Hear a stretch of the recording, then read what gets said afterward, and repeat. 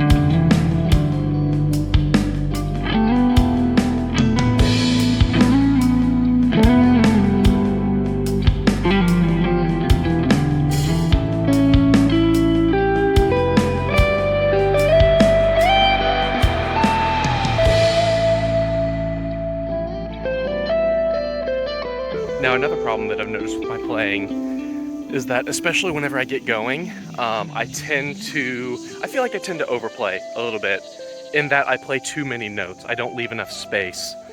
Sometimes it just feels like, at least in the moment, it feels like the dead space needs to be filled. Like I need to be taking us to the next section. And I think the feel of taking us to the next section is a good thing to keep in mind. Like we're not just playing notes, but we are like moving through music. But at the same time, I am noticing that I just overplay. And so I haven't played today's jam yet, but what I think I'm gonna focus on is that, but specifically a couple ways of doing that. So I'm gonna try and come in later than I otherwise would have. Like I'm gonna try and give it an extra beat or two within the measure to maybe try and make it feel like a separate thought. And I'm gonna try and come out earlier than I otherwise would have. Now, I'm not just gonna like necessarily drop out. That could lead to weird stuff. But like I might just stop and sustain a note sooner than I otherwise would have. I'm gonna try and specifically focus on those two things, because otherwise it can be hard to know when you should be leaving space.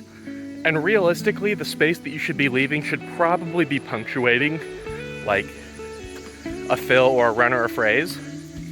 And so I think the beginnings and the ends are just a way to like, I don't know, add a period, add a semicolon, add a double space before the next stop. So I will see how it goes.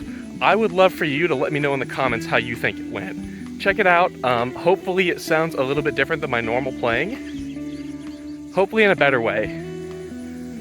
I mean, I know that there are other ways that this could probably be done more effectively, but like, let me know how you think it went. And let me know if there are any like really specific ways that you try and do that as well. That you try and like leave space and let it breathe a little bit, maybe punctuate phrases a little bit better. I'd love to hear from you about that. Hey, if you made it this far, drop a like, leave a comment, ask any questions that you might have, subscribe if you enjoy this type of thing, and I will see you in the next one.